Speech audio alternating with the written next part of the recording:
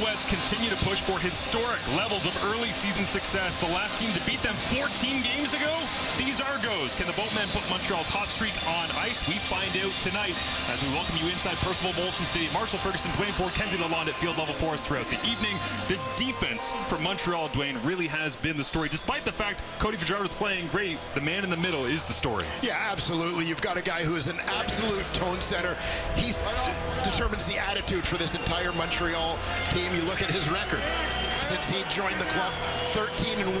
The only loss coming in Darnell Sankey's first game. He makes this team a little meaner, a little tougher. Now a guy who does the exact same thing for the Toronto Argonauts, and he looks to set that tone for his team tonight. Their middle linebacker, Winton McManus. We expect to see some big hits from both these guys. There's Ryan Dinwiddie trying to get his group to regroup after a disappointing loss on the road against the Riders last week. Had a chance to win that one late, and, well, this team had a chance to win it late as well, and they pulled it off. They continue their hot streak to start the season as Jason Moss leads this group into week number 6. They got a bye week coming up after this one. It's been raining for the last couple of days here. The storms have rolled through much of the East Coast, and we are set to get things going. Thursday Night Football presented by New York Fives. It's the Owls and the Argos on TSN as Janarian Grant returns the opening kickoff. Got some room up across the 40. A great starting field position here for the Toronto Argonauts. Exactly what they needed. For sure, and you hope that this field position gives Cameron Dukes a little bit of a boost as well, coming off a couple of tough starts, difficult outcomes. But Toronto Argonauts, when they have been at their best, it's been when Ryan Dinwiddie has been able to keep Dukes within his comfort zone, not forcing things. That's the goal tonight, but always a challenge against this Montreal defense, Marsh. Crowd picks up right where it left off last Saturday night in a victory over the Stampeders. Loud early as they'll hand it off to Dean Carey, the former Stamp. Gets the opening carry here, and it is the Argonauts starting offense. And along that offensive line, we'll keep an eye on Ryan Hunter, one of those first-round picks from the great O-line draft of 2018, a real pros pro. We had a great chat with Ryan this week. We'll keep an eye on Mackay Polk, the rookie in that receiving core. He's managed to stay in the starting lineup as different guys have been hurt, and now particularly as the Argos go with 4 Americans in the receiving core, a lot of their Canadian receivers fighting that injury bug. Dukes checks in at the line of scrimmage. And a flag comes up before he could get it off. Did he take too long early on? Ben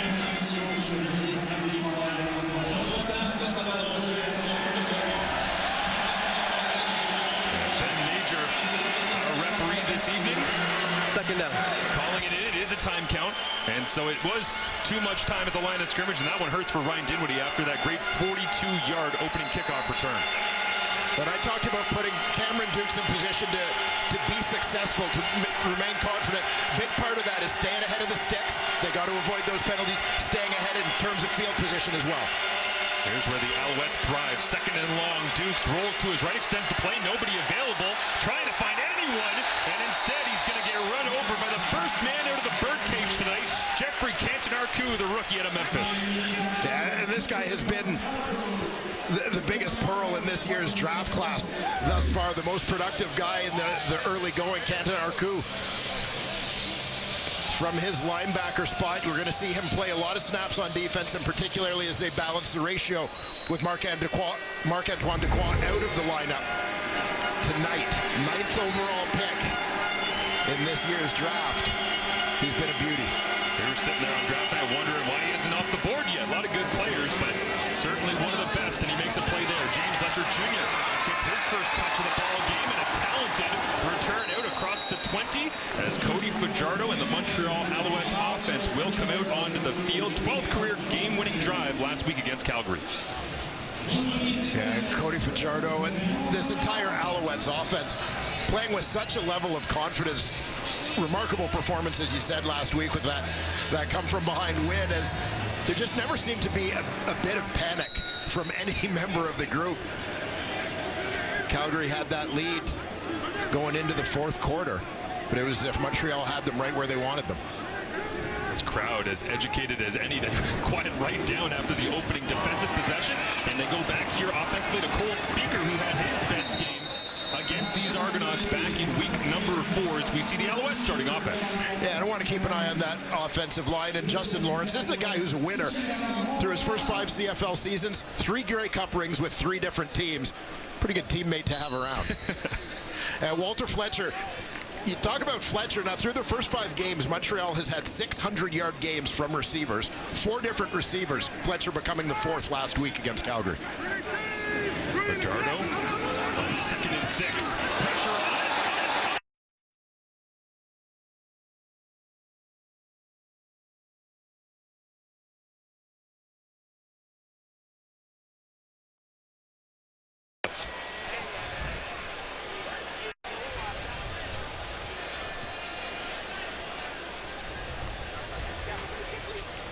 Rudesse sur le pas, roughing the passer. Toronto numéro 19, number 19. C'est une pénalité de 15 verges. It's a 15-yard penalty. Premier essai, automatic first down for Montreal.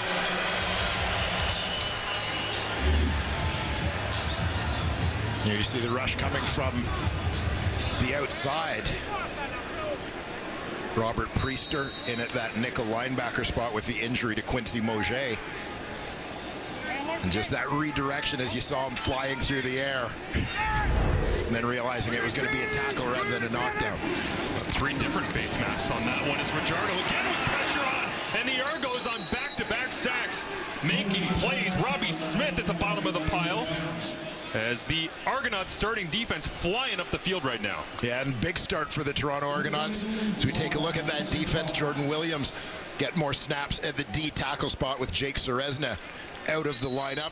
I mentioned the Canadian receivers being banged up. A few more snaps on defense for Canadian linebacker Fraser Sopik. And with a lot of changes in the secondary for Toronto from last season, Royce Metchie will be counted on to hold down the fort at safety. Fajardo after the sack by Robbie Smith. Finds Cole Speaker over the middle of the field, breaks a tackle, and is into Argonauts territory. First down Montreal, and Cole Speaker picking up right where he left off a few weeks ago against the Double Blue. Yeah, Speaker with his 100-plus yard receiving performance 2 weeks ago when these teams met in Toronto. Off to a terrific start. Big target working out of the slot for Cody Fajardo. 21 yards for number 17. Moves it all the way up to the 50. As Fajardo will go run this time. Walter Fletcher, a little strict run to the outside and out in front. Pierre-Olivier Lestage moving people with this Alouettes offensive line that's been helping Walter Fletcher get up to speed quickly this season. And take a look at the Fletcher file from last week. There you see it, 160 yards from scrimmage. Not often you see a running back with over 100 yards receiving in a ball game, but Walter Fletcher piling up those yards after the catch. Playing with great pace as well. Told us this week his favorite running back growing up, LaDainian Tomlinson. See a little bit of that in his game. Has another check down this time on 2nd and medium, and Speaker reaches the football out, and we'll pick up another Alouettes first down.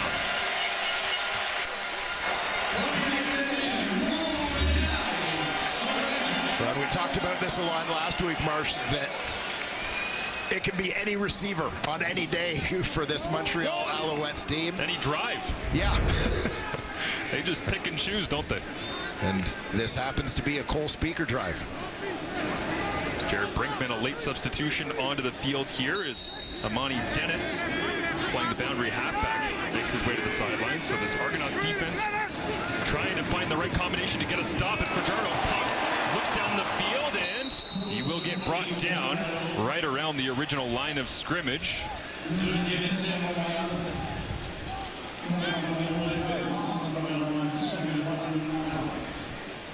As we talk about those Montreal receivers, you heard Kate mention in studio, Keon Julian Grant, a late scratch for Montreal tonight. Shedler Furvius, second-year man, will be the one looked upon in his spot. See where Fajardo goes here. Why not?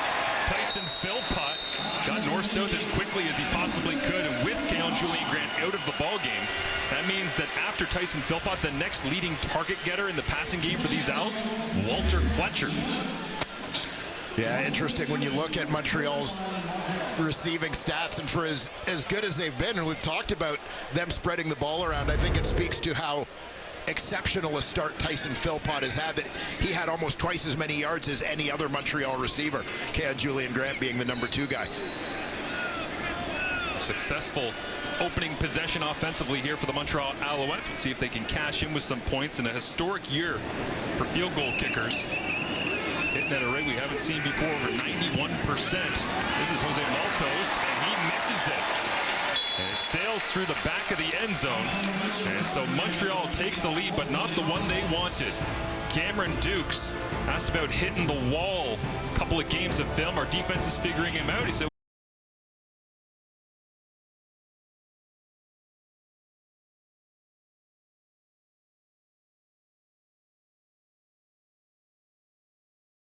game there.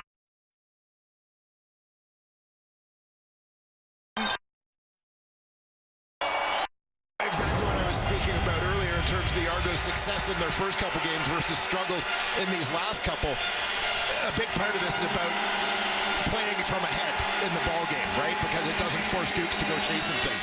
This one up in the air, bouncing off the back of the intended receiver. This Montreal starting defense flying around once again on their second possession here. And along the defensive line, Isaac Adeyemi-Berglund, first year here with Montreal. Expect him to take a bigger role in that pass rush in the absence of Sean Lemon. Tyrese Beverette, nobody fills a stat sheet quite like this guy, making sure darn near every column is looked after week after week.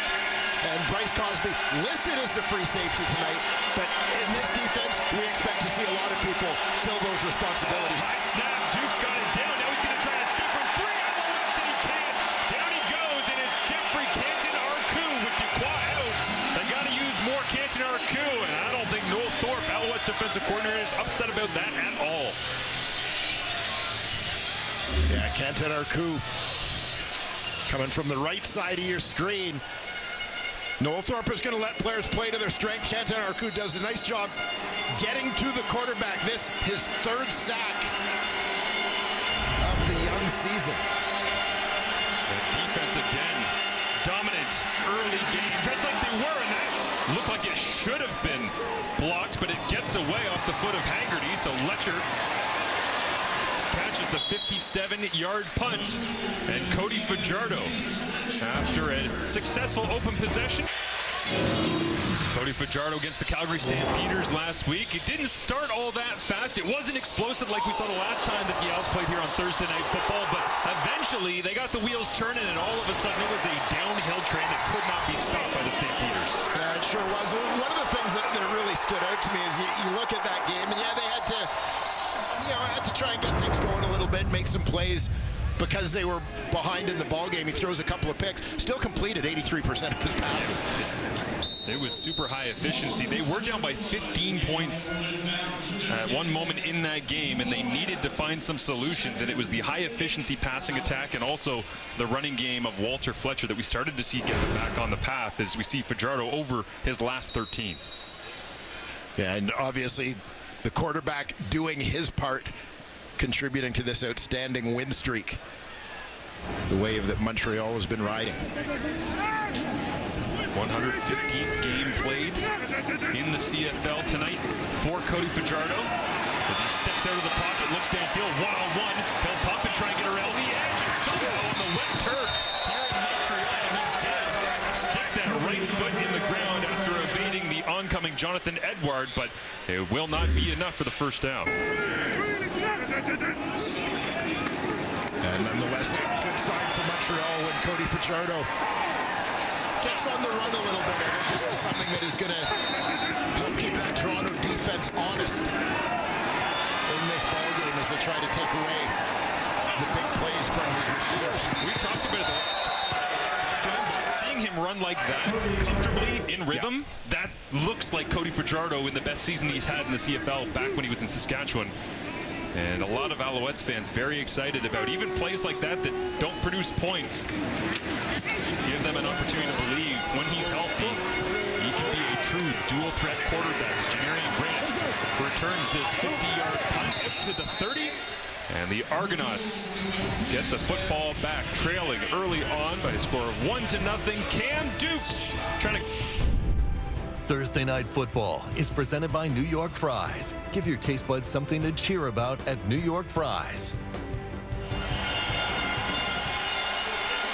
Beautiful night here in Montreal after the rain passed through. I know our friends out in the Maritimes dealing with the heavy stuff right now. Hope that they get through unscathed as Cam Dukes will hand this one down inside the running game, trying to support him. But man, it has been a completely different story. First 2 games 2-0, last 2 0-2, and it's obvious why.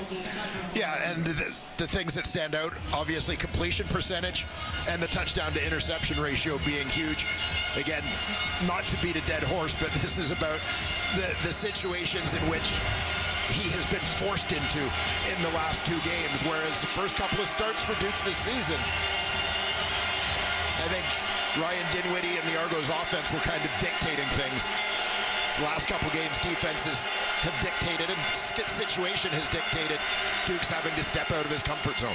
Quick little play action this time, easy completion, blocking downfield as Rasheed Bailey makes the grab. The leading receiver for these Toronto Argonauts coming into tonight has himself 22, now 23 targets.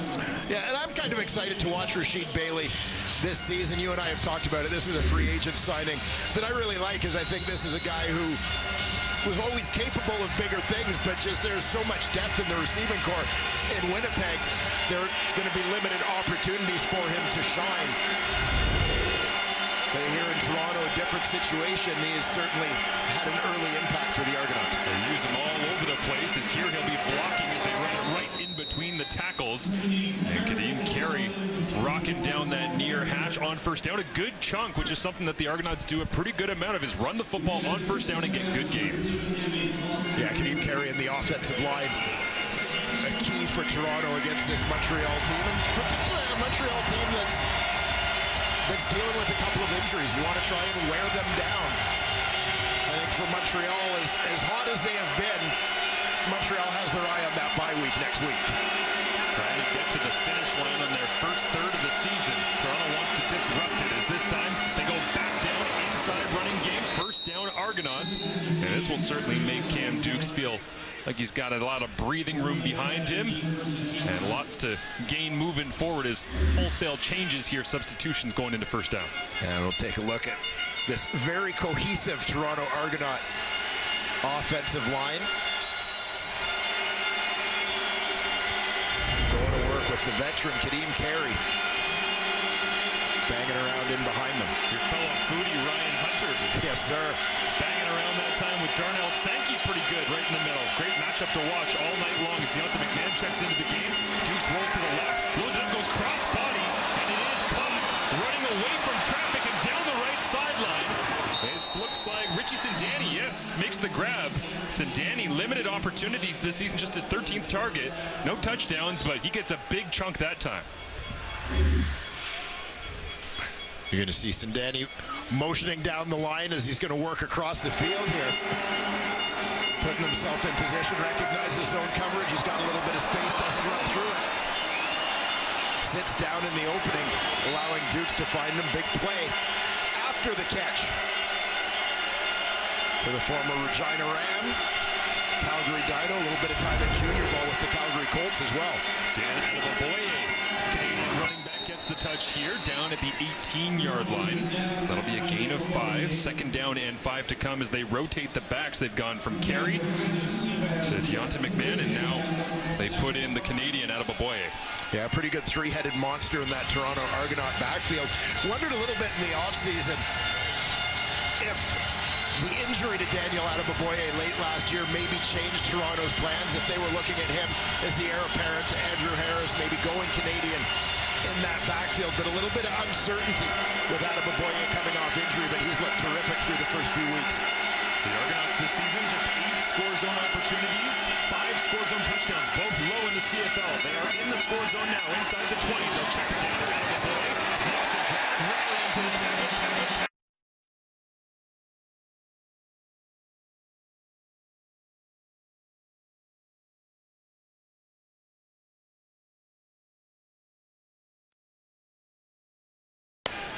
And certainly for a guy like Noel Thorpe here in Montreal who values versatility, those interchangeable pieces, an opportunity to bring the former Stampeder into the fold was too much to resist.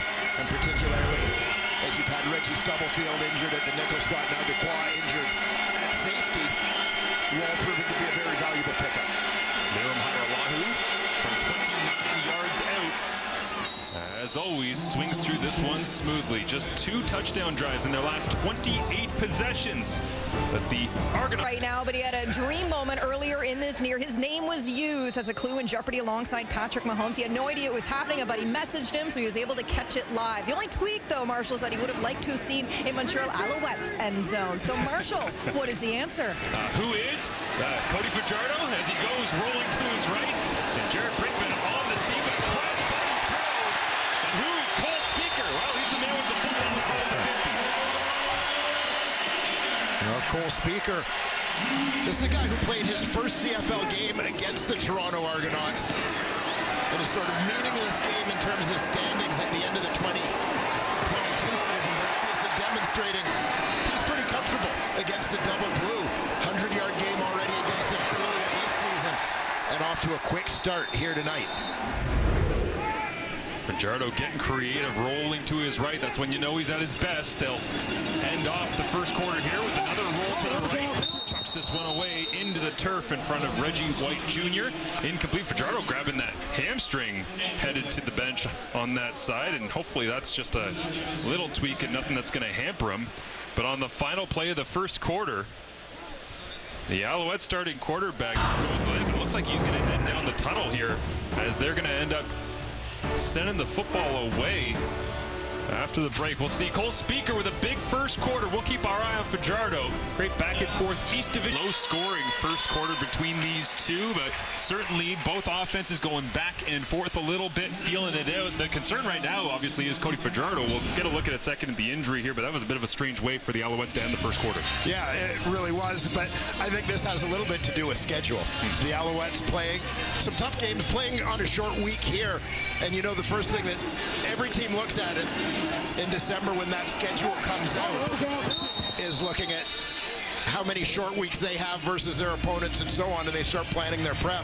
But this is kind of why, right, is wanting to practice accordingly, and this is something Jason Moss talked to us about this week, is managing your practice schedule around really the overall look of your schedule and trying to make sure that your guys are healthy come game day.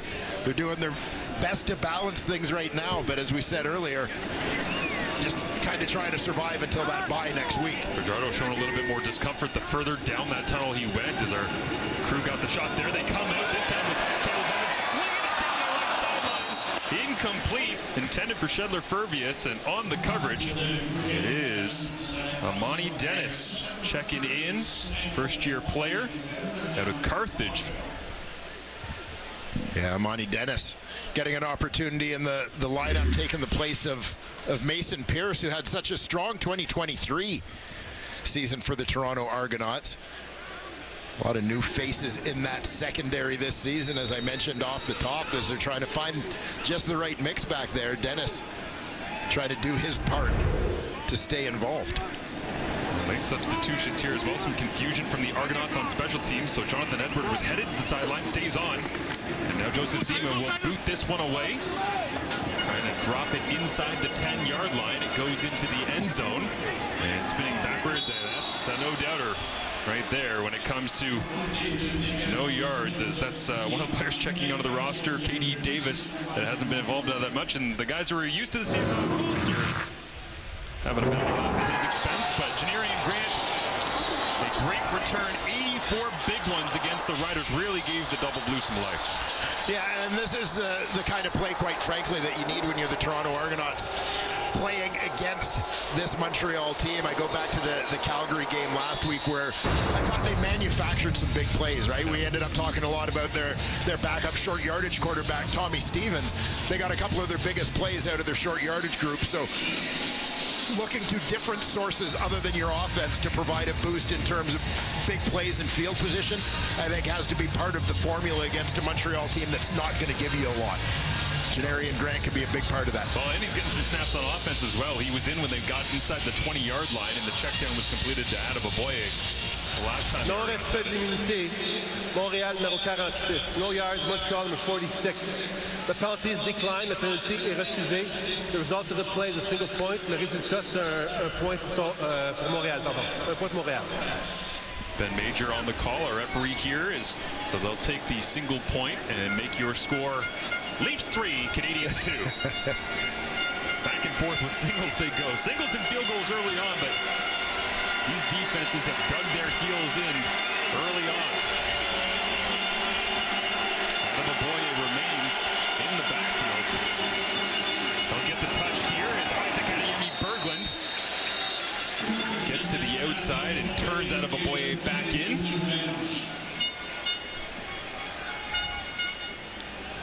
Defensive line flowing well to the football here.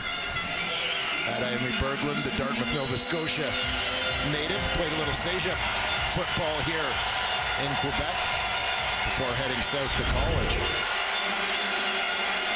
He and Derek Wigan, former Stampeders, doing a terrific job defending that one.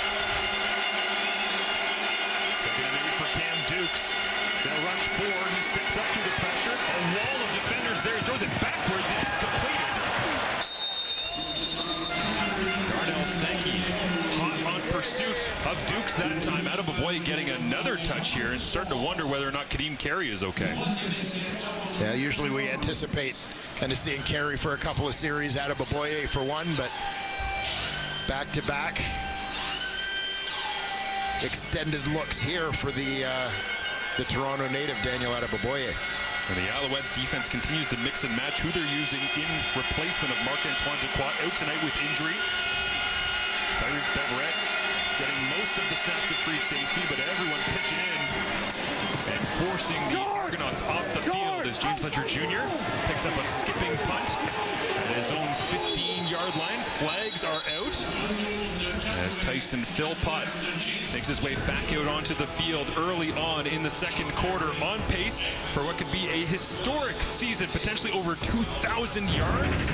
Welcome back to Montreal as we take a look back at Cody Fajardo and making it rain to Tyson Philpott. A ton of plays against his brother. The first official matchup of the Philpotts, and lived up to the hype with Tyson getting a chance to play hero. Yeah, another terrific game for Tyson Philpott. Busy night, his third 100-plus yard receiving game of this young season. Montreal went on to victory 30-26 last Saturday as Fajardo remains out of the ball game after grabbing his hammy. Caleb Evans in the game at quarterback, and you can really see the development here of Tyson Philpott, what he's been able to accomplish. And obviously, basic statistics don't tell the full picture of a player's development, Dwayne, but this is pretty good stuff.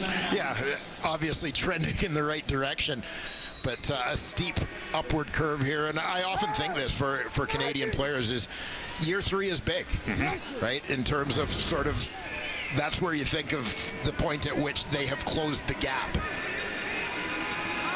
See what he can accomplish. Kicking off week number 6 in Montreal. A little pump this time from Evans. Wanted to take a shot down the field. He'll check it down instead. As it is complete, goes to Charleston Rambo, his first grab of the ball game, the Miami Hurricanes grad. And it will be short of the yards to gain, and so out comes the punting unit once again. And this Montreal offense starting to get a little bit bogged down. You get the sense, like when Caleb Evans came in last week against the Stampeders for a couple of plays, the rhythm just isn't the same, the confidence necessarily that Fajardo gives the entire huddle. Yeah, and there's that veteran status, that experience, of course, of Cody Fajardo. But just the number of reps that he has had with these receivers, because you see even with Fajardo, he's grown a lot this year as opposed to last, just based on experience, familiarity. Alouettes offense picked up right where they left off at the end of last season. Didn't go back to page 1. Felt like they were building something special, and they have early this year. Trying to hold on to it tonight is a big hit. This time with Janarian Grant, a 51-yard punt, and Adeyemi Berglund down there, Tyrese Beverett, all the defensive starters working on specials for Byron Archambault's Alouettes specials teams. By the way, Marshall, for that. Great to be in the booth. Kadeem Carey on the sidelines. We did wonder what's going on with him, as it is Deonta McMahon on the field right now for the first snap of this drive.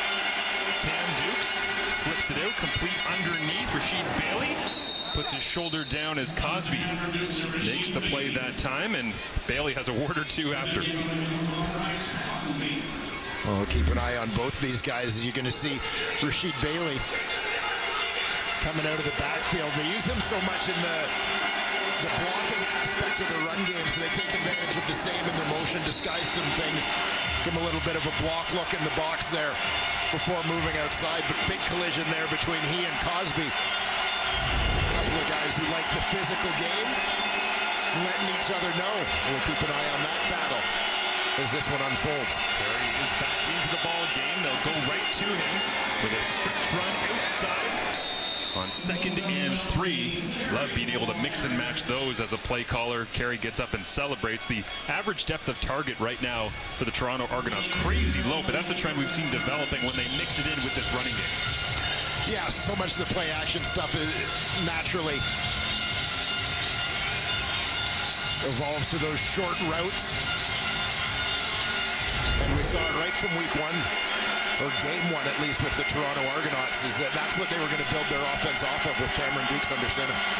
This time they take the run left, pitch it back right. They go with the 2-back set, and McMahon gets to the outside, picks up a couple of yards, and again, trying to find ways to get completions for Cam Dukes, get him into a rhythm here with a little over 9 minutes remaining in the first half. Yeah, we've seen it even just these couple of plays with McMahon, with Rasheed Bailey. Put the ball in the hands of your playmakers. Let them go get it, even if it's 4, 5, 6 yards at a time in the passing game. That still allows the first downs to add up. Crowd into it on 2nd and 4. They want this Alouettes defense to get a stop, and they will. Stacked up in the backfield. Jeffrey Canton-Arcou is there again.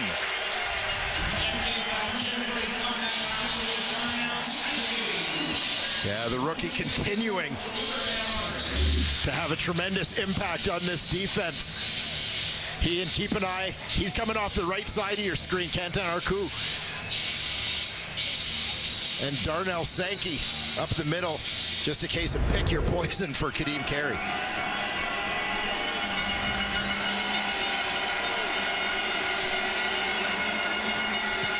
John Haggerty, side-winding boot will drive James Letcher Jr. all the way back to his 11, a 52-yard punt, and now bouncing off tacklers and trying to get to the edge, but Fraser Sopik, the Western Mustang, won't let him get the edge.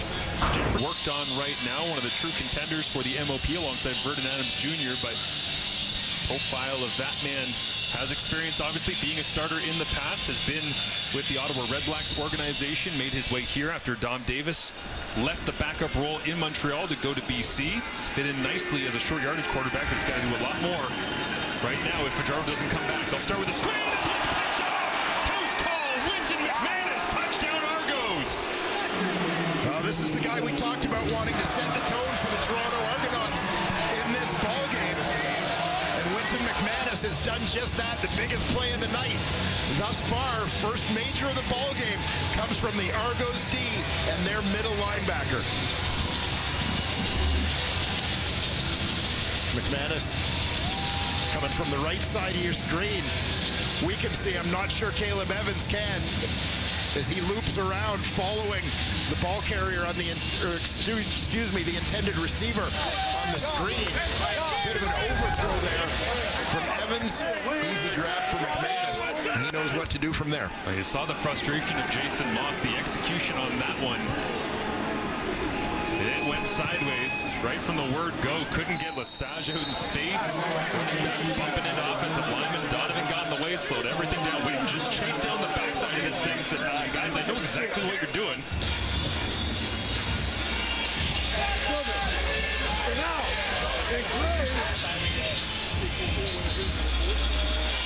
You'll see Winton McManus stacked in behind. Watch how he loops towards the middle. Mentioned Lestage trying to get out in front. of the intended receiver, Walter Fletcher, on the screen. But as things get blocked up because of the stunt the Argos had on, Fletcher can't get to where Evans anticipates his back being. Number 48 in white, however, was there. It makes a big play for the Toronto Argonauts. Caleb Evans will want that one back. That is nightmare fuel for quarterbacks. Deep in your own end, just trying to get some space from your goal line. You call a screen, how to execute it, but it was a mess, and they paid the price. So 10-2 after the extra point. And Toronto in the lead. They have trailed in all 4 of their games so far this season by at least 7. 10 points or more in 3 of their 4 games.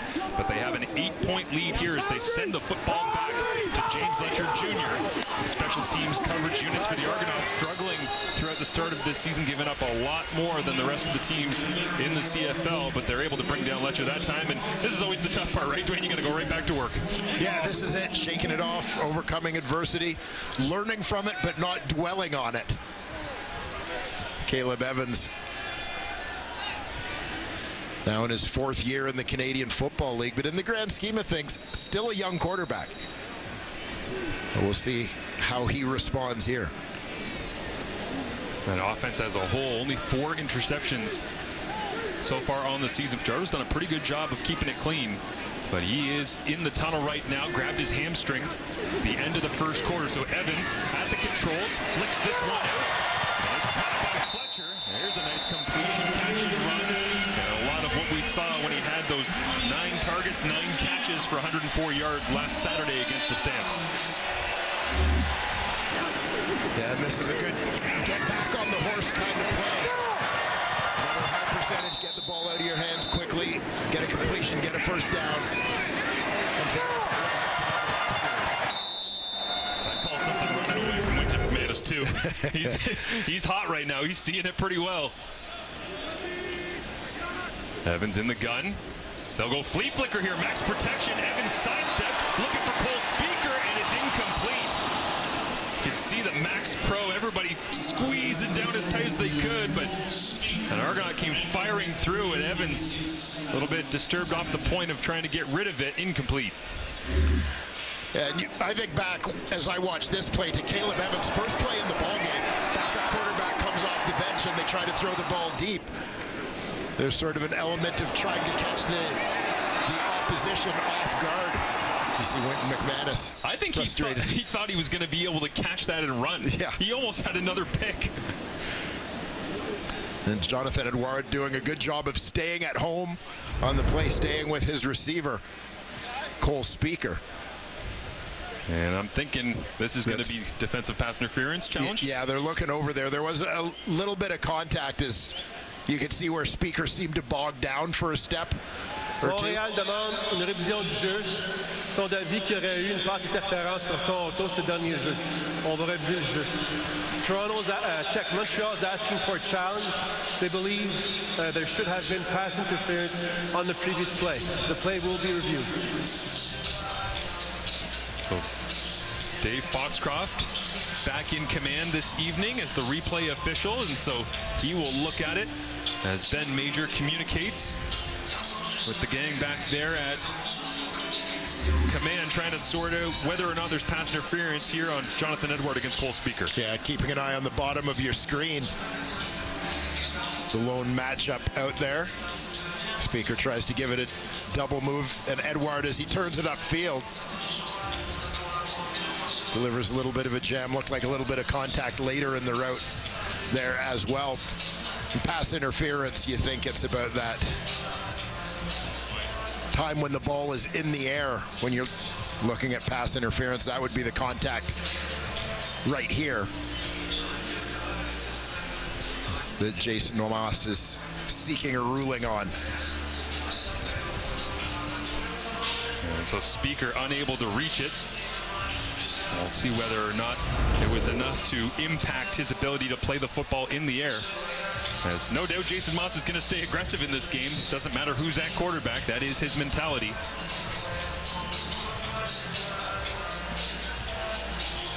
And I think when you look again at what the first play call was when Evans came into the game, and then going to this play at this stage of the ball game, Jason Moss is very clear in his intentions. And this doesn't really feel like a reach either. This isn't, well, my backup quarterback's in, I'm going to throw a challenge flag and just see if I can find something. It's legitimate. They want to know whether or not there was enough contact to be able to slow Speaker down, which, man, if he would have caught that, his first half receiving numbers start to go off the charts once again against Toronto. It's been solid over the middle, but to try and stretch the field with him. Big opportunity for the Alouettes as Moss looks on. We'll head down to Ben Major, who has the call from Dave Foxcroft in command. Suite à la révision du jeu, la décision sur le terrain est maintenue. Il n'y a pas de pénalité. C'est deuxième essai. Montréal perd un temps mort. Following review of the play, the ruling on the field stands. There's no penalty for pass interference. Montreal loses their challenge and a timeout. It's second down. So there you have it. And as you alluded to, Marshall, really, it's about the impact that contact had, not enough to have determined whether or not Speaker could get to that football on the play. So now Caleb Evans has gone from a pick six to Whit McManus to trying to hit the home run on a flea flicker. What will he do? Throwing it into the left-hand side. Charleston Rambo makes the grab. It's Fraser Sopik. Step for step, but Rambo will get an Alouettes first down and a solid throw that time from Evans. And Charleston Rambo getting a chance to play in the slot a little bit, use that waggle. Quick break, bouncing it back to the outside. The linebacker Sopik playing inside leverage. Gain of 18, pressure on Evans, finds the laces, rips this one out to his left. And it's Rambo once again. And a little conversation happening out there in the boundary between Leonard Johnson and Fraser Sopik. Yeah, try to get things straightened out there as Charleston Rambo hurts them on the boundary side on back-to-back plays. Figuring out how they're going to take care of that receiver coming off the line. So Rambo goes to the sidelines here alongside Reggie White Jr. Extra offensive lineman and a fullback in for Caleb Evans. First and 10. Pressure on. Throwing into it. It's a screen into the boundary and bouncing off tackler Shedler Furvius in today for Keon Julian Grant, who dealing with some injuries from the warm-up and so was suited up but will not play. As we see Keon Julian Grant on the sidelines. You know, but that play call, not surprising, as I was kind of noticing the stats and prepping this week of Shedler Furvius. The curious statistics. Came into this game with 2 receptions for 1 yard, and that 1 yard was after the catch. Seeing him catch a hitch screen, yeah, you anticipate it. Pressure on again, Evans gets it away. Off for Grant into the end zone. Rambo! Touchdown, Alouettes! And throws up the U here in the CFL.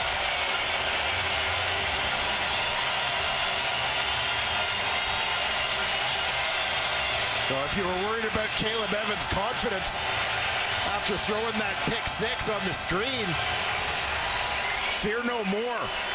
He stands in with Toronto Argonauts bearing down on him here. Fraser Sopik comes completely free on the blitz.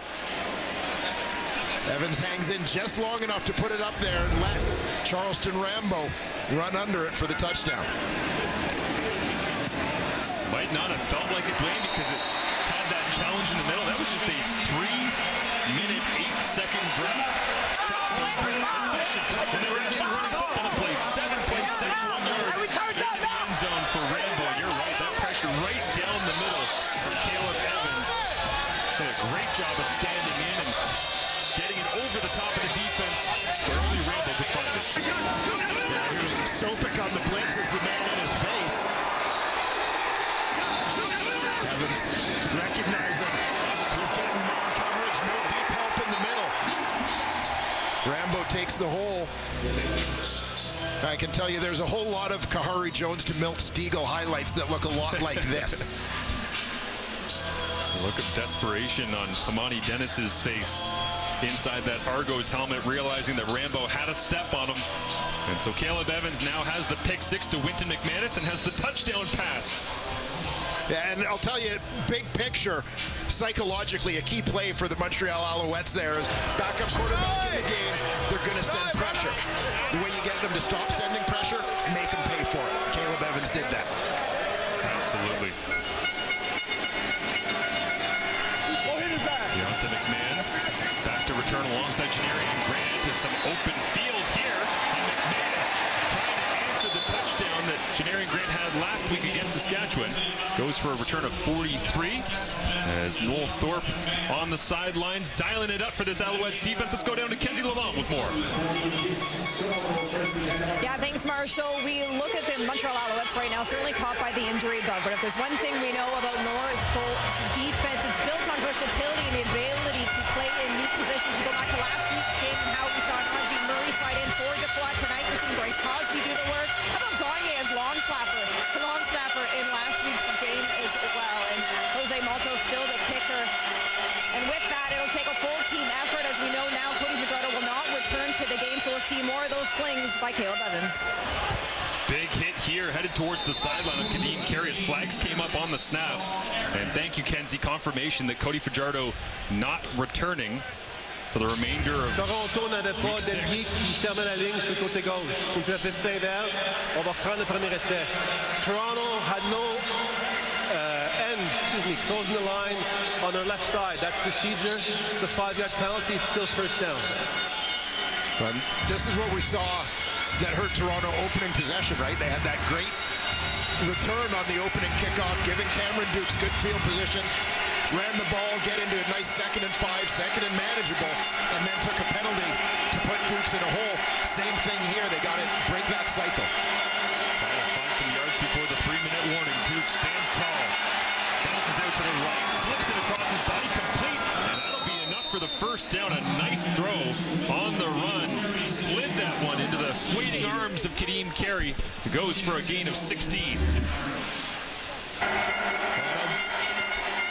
Been kind of curious to see this season how the use of Kadeem Carey in the passing game unfolds. Dukes flips it out on a swing this time with Kadeem Carey playing the role of Walter Fletcher from last week for the Alouettes, catching plenty of passes out of the backfield and trying to get as many yards after the catch as he can. The Argonauts still lead 10-9, but the Owls closing it down. Evans to Rambo. 3-minute warning in Montreal. Big things planned. We're going to talk about the injury to Cody Fajardo, good and bad Caleb Evans, and Milsteagle has promised that he will eat an entire thing of New York fries poutine on national TV. Let's do it, baby. Let's do it. I have my doubts, Milton. Dan Adebaboye in the game, gets the rock, puts it back inside the 30 to the 20.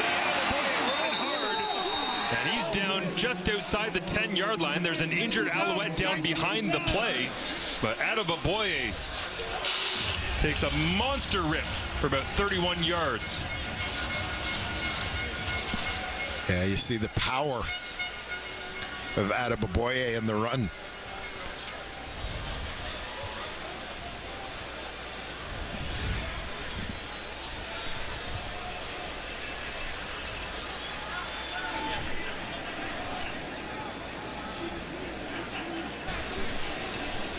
So Jeffrey Canton-Arcou, who has been so important to this defense, rotational player, gets caught in an awkward position. Watch the receiver, Rasheed Bailey, is going to motion to the backside and block. Canton-Arcou is on the end of the line.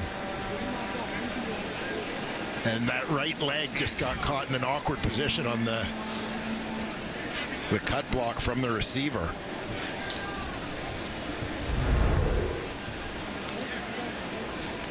So again, obviously a big hit just in terms of the scheme defensively for the Alouettes.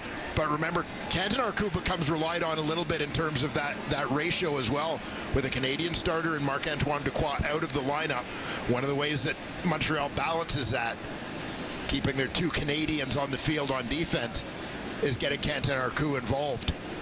in the rotation. They didn't directly replace Dequoy with a Canadian at the safety spot, but more snaps for Canadian Derek Wigan in the interior of the defensive line, more snaps for Quentin Arcou at linebacker, and they lose a little bit of flexibility here. We get another look at it on the backside, and that right leg just looked like it was set up well outside of his body's frame, as he thankfully does walk off the field. So the good news is they don't have to get the card. He's actually jogging off the field here.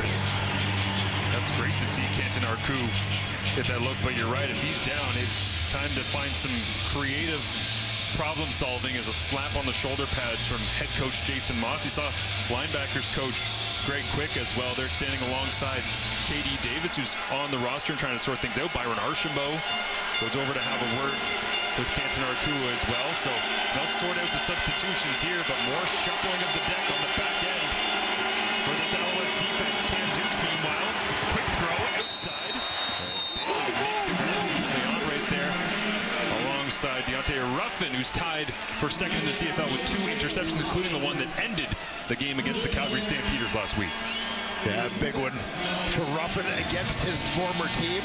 He's been one of the mainstays on this defense this season as some pieces around him have moved around. He has started every game at that always challenging boundary halfback spot. His play has been a bright spot. Wesley Sutton has played a lot there the last couple of years. He's out with injury. Ruffin has been terrific in his place. Haven't said the name of Tyrese Beverett much. Wonder if he makes a play here. They send Ruffin empty out for Dukes. Now he's got to scramble to his left, throw across his body into the end zone, and it's a touchdown. Demonte Coxey hauls it in, and Cam Dukes making a play with his feet all the way to that left sideline before finally Coxey got open.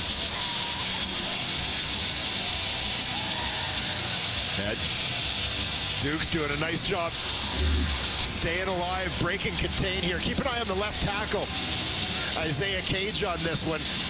May have gotten away with a bit of a hold there as Isaac Adeyemi-Berglund was trying to fight to the outside. He kept the hands inside the frame, and I think that's what allows him to avoid getting a call against him. Coxey, one of the great catches of all last season.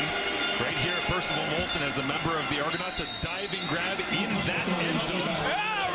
Opposite side of it, but big body receiver. And now there's flags everywhere as it looks like Liron-Hairolahu gotten into it with somebody. I think Mustafa Johnson as they cross back towards their sideline.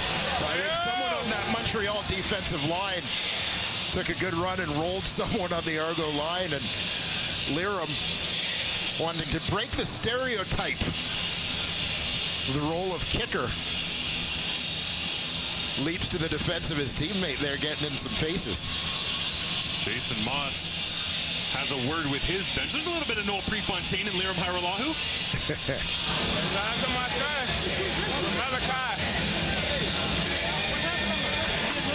Malachi's going to like that one as Daddy goes and gets it from Cam Dukes. What a move to get out of the pocket from the free rusher as well, buddy. Yeah, we know that elusiveness is a big part. Big part of Cameron Duke's game. And he puts it to work here. Big grab for Demonte Coxey, working back towards the line of scrimmage with his QB on the move in his direction. And that's why you work all those back drills. Right, quarterback gave him the leg and took it away. Special teams periods, every quarterback on the plant's going, why are we doing these? That's why. Yeah. As Noel Thorpe, not a fan of it, and some pushing down the field, and then Hairolahu went for a run. A couple of ex-Tiger Cats, Dylan Wynn and Hairolahu. So I had Mustafa Johnson involved with it, but Dylan Wynn sending a message on that one. And Hairolahu looks like he's going to be the one that comes away worse for wear and penalty yardage. We got to get these kickers under control. Well, they've been hitting all these field goals at historic rates. I think they're starting to feel themselves a little bit. Maybe do a little bit more than kicking. As James Letcher Jr. down that left sideline, another solid return. Letcher Jr. who continues to make plays. panel coming up at halftime.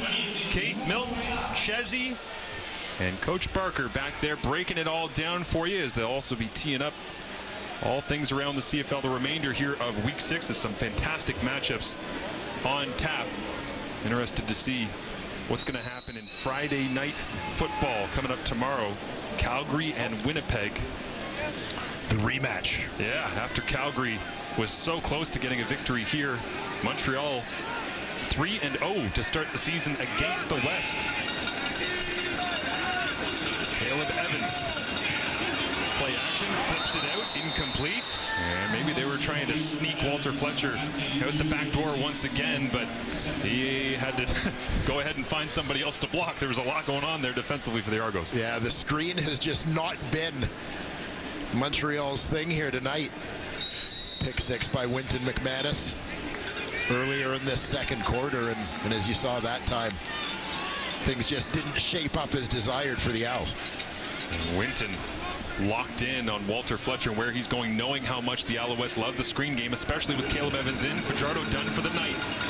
What looked like a hamstring injury. Evans steps up, tucks and runs, and bounces through traffic all the way up to the 50, and he reached it out. And his body mechanics and momentum just leaned him forward. He happened to have the ball in his left hand, and it might have been enough. It will be an Alouettes first down. I remember talking to Evans after his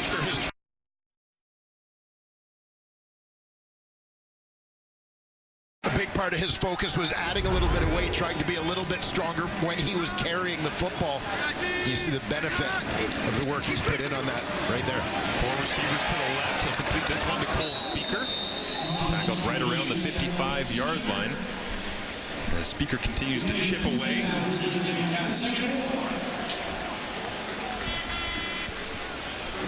Yeah, emerging as this week's go-to guy in the Montreal receiving corps.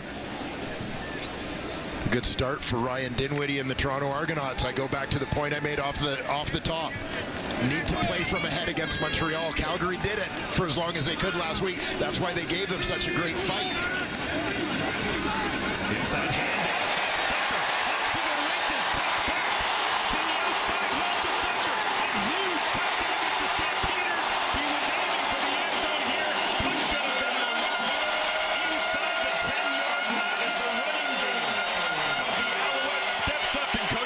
Absence.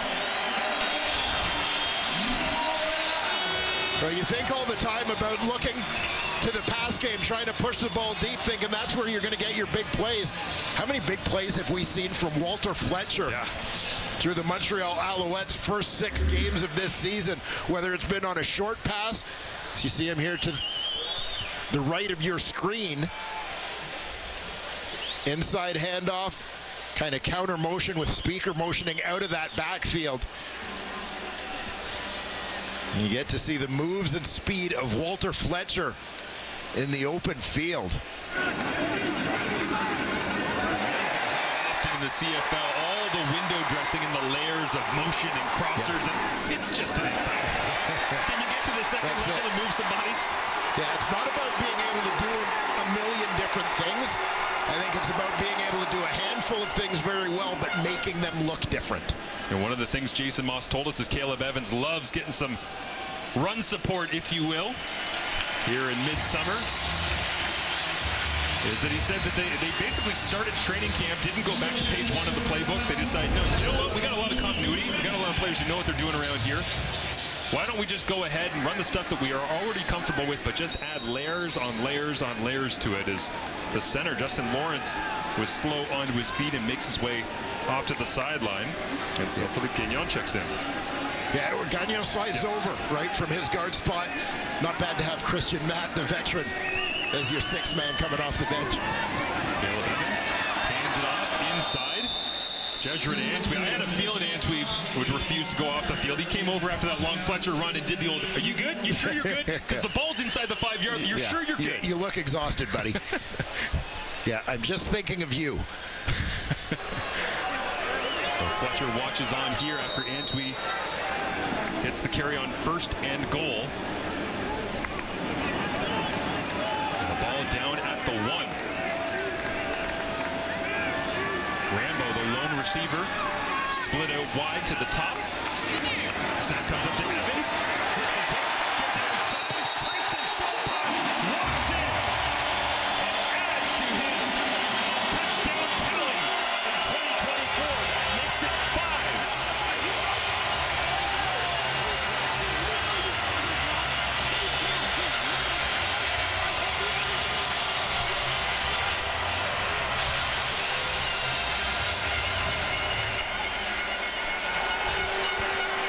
Immediate protest from the Argo secondary here. I think it was the safety. Royce Mechie is trying to follow Philpott out into the flat. But watch from the right here.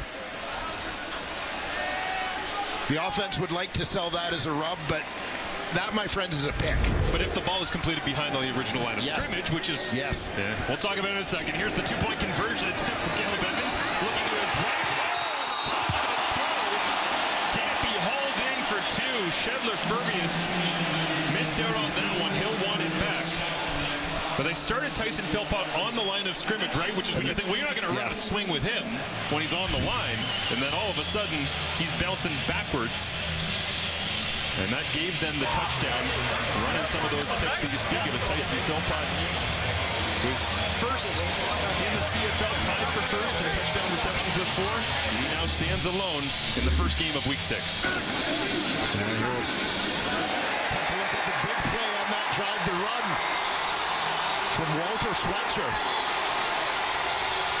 That sets things up in close. Short run by Antwi, and there you see.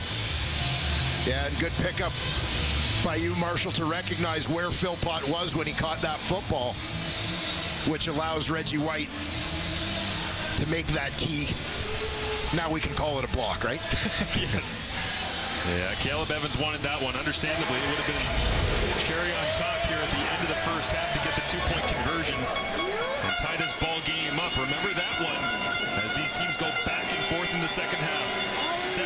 And now tons of running room. Right up the middle of the field. Is anyone going to touch Janarian Grant? Back-to-back weeks into the end zone. 102 yards. Janarian Grant for 6.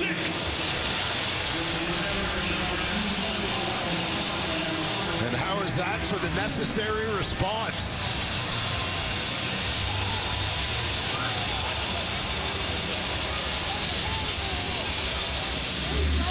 The value of Janarian Grant in the return game. You wondered in the offseason, how are they going to replace Javon Leake after the monster season he had last year on special teams? Janarian Grant, a pretty good answer.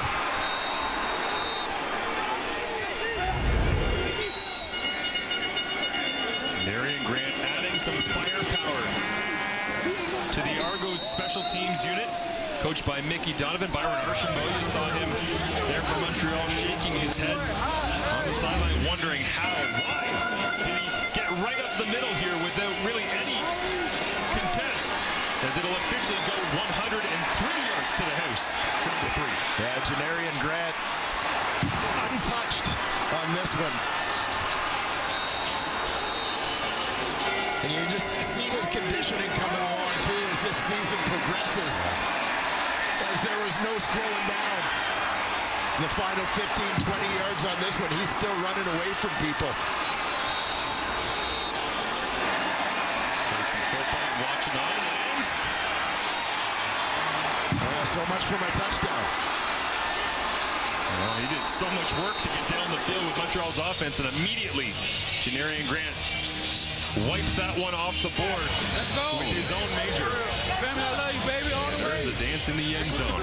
Having some fun Thursday night football as the Argos battling against the undefeated Montreal Alouettes. Scored on offense, defense with Winton McManus, and now special teams with Janarian Grant.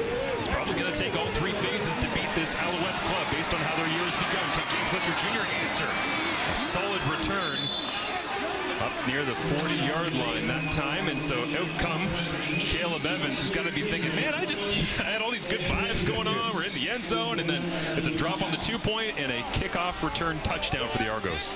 Yeah, and sometimes you kind of like these ones, not the situation that leads to it, but the chance to get back out there right away. It's not like he's been standing on the sidelines for a long time with the other team driving, getting cold, losing that momentum.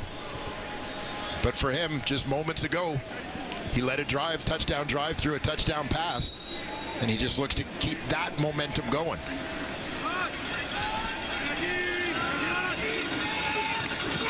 Evans over the middle, Throws it away from Winton McManus wisely. It's completed to Reggie White Jr.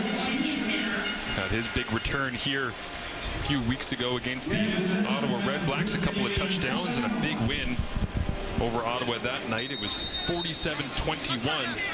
Explosive plays from Cody Fajardo all game long. So he's done for the evening.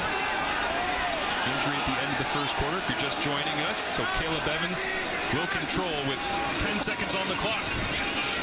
Steps up in the pocket, gets it away into the feet of Charleston Rambo. Incomplete. And with 6 seconds here, this is likely all about managing the end of this half for Jason Moss and the Owls. Yeah, you are not in a real hurry to kick the ball away, knowing that the guy who'd be catching it at the other end of the field has already really hurt you tonight. Not just the touchdown, but providing a couple of big returns. They just go with a short yardage sneak here, even at their own 50, and they will get the first down. Those interesting ones where you go, best option, yeah, you don't want to punt it away, you don't want to do something silly where you're throwing it backwards and burning time. And so Jason Moss just tells his usual short yardage quarterback to go and get it. He does successfully. And the Argonauts up to the test so far here in week number 6 against the Alouettes as Evans, what should be the final play of this first half, checks it down underneath, and Cole Speaker stumbles his way across the 50 before he is brought down. So Montreal will get their choice of how they'd like to begin the second half after winning the toss to open up this ball game.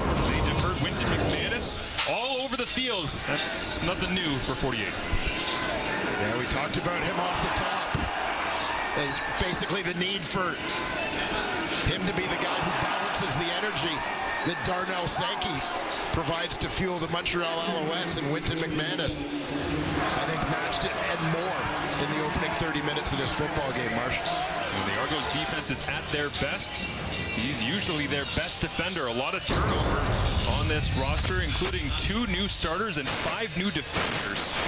It out as the Alouettes, they did win the coin toss, defer to the first half. They decided to receive here to open up the second. Thought they would, not just because they're trailing, get an extra possession, but also because Jason Moss, I would expect, is going to be very aggressive trying to maintain this winning streak. It's not about the streak, it's just about continuing to build on what they've created at the start of this season as Liram Hairolahu kicks it away, and the Owls get their first shot in the second half to get on the board. James Letcher Jr., big hit on specials, and right away down the field, is that Deandrick Hansen?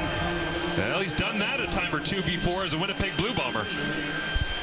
Yeah, Hansen absolutely swallows up the Montreal return of Letcher on this one. Beats his block, gets in front of him and wraps up.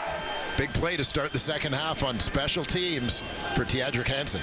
Seem to remember a certain play in the 2019 Grey Cup. Hard to believe that was 5 years ago, but on a kickoff return for the Hamilton Tiger Cats, Hansen did almost exactly that. It's the global, arguably the most successful and well-known global in the CFL's global program. Makes the play. Caleb Evans begins the second half. Throwing to the left-hand side and off the mark that time. A little bit of pressure down low around his legs. Incomplete. And it will be 2nd and 10. Every team in the Canadian Football League talks about next man up, and we just continue to play the way we always play. See Derek Parrish delivering the hit. But it's the responsibility next guy to be ready and come in and do the job. But always a challenge to not want to tweak things a little bit for your quarterback. Well, Deshaun Amos went hunting for the football that time, got a clean run in on Evans. You can see him lining it up as the co-defensive coordinators of the Toronto Argonauts dial that pressure and bring down Evans. It's 3rd. Yeah, you mentioned Kevin Iben, Will Fields. See Deshaun Amos from the secondary getting involved. Initially gets washed away, but does a nice job retracing his steps back to the line of scrimmage to track down the Alouette QB. Kevin Iben talked to us this week about who's actually dialing up the play calls on defense, and basically said, well, we'll let that sit and you guys can guess. They got their own way of devising game plans and building it out with two people on the helm, as now Janarian Grant goes for a run down the sideline after a 55-yard punt. Nice return from Grant and Cam Dukes. His first half of action, it's looking a lot more like the first couple of games. High efficiency and very little risk.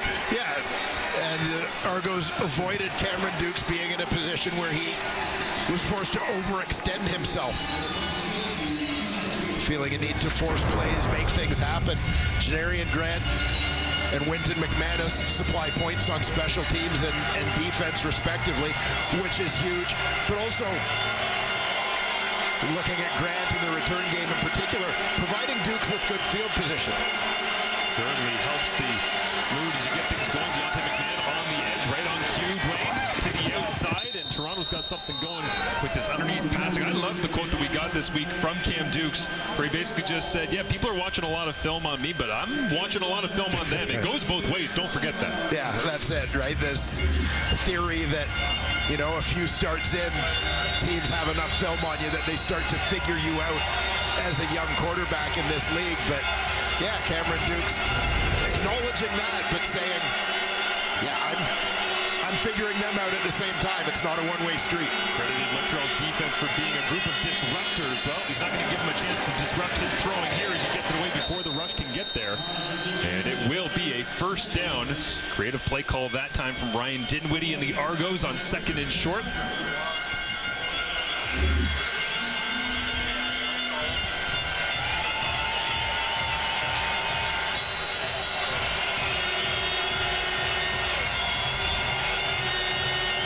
Quads out to the right side of the field.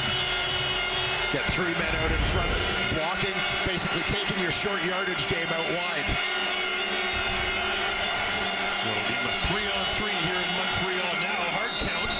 And it looks like Mustafa Johnson was the Alouette that jumped, but did somebody from the Argos left side of their line help him jump across the line of scrimmage? Was he encouraged? The finger pointing. Procédure illégale, Toronto numéro 66. C'est une pénalité de 5 verges. On va reprendre le premier essai. Procedure, Toronto 66. It's a 5-yard penalty. We'll replay first down. The left tackle, Isaiah Cage. Watch for his movement early. You saw him flinch down to the inside. Mustafa Johnson reacts. Looked like Cage jumped on the hand tap of Ryan Hunter as they got to go with the silent count here in Montreal with the horns and the crowd into it, trailing in week 6 as Cam Dukes rolls to his right, slides down just across the 55. And he gets a pretty decent chunk back that time. It'll be 2nd down and about 6 to go. Yeah, and this part of the process for Cameron Dukes, when we talk about not forcing things, in that instance, he's scrambling. He's got his eyes downfield looking to see if there's a shot to be had there off the scramble, but when there's not, yeah, take that chunk, 3, 4, 5 yards, put your team in as good a position as possible to fight on 2nd down. Goldthorpe with the late signal into his defense. They'll send the pressure, tightest wall, blitzes. Dukes fades back to his left, waits, finds the open receiver, Richie Sindani, and it's right at the first down marker. I'm not sure Sindani knew exactly where he was, and he turns around and just begs, can I please have the first down? Please. Yeah, the officials feeling stingy tonight on the spot. For not looking, Richie, it's going to be 3rd and inches. Dukes sneaks it forward, does pick up the first down. Just a terrible feeling as a receiver to catch, turn around and realize the stick is laying on the ground and you're half a yard shy. Yeah. But they pick it up regardless as Sindani, now a veteran Canadian, 7th year in the Canadian Football League. Yeah, good late season pickup for the Toronto Argonauts last season after he had started the year in Hamilton, where he reconnected with his old Calgary pivot, Bo Levi Mitchell. As the Argos have traded away Curly Gittins Jr., now dealing with injuries to Deshaun Brissett, Tommy Neal, and David Ungerer.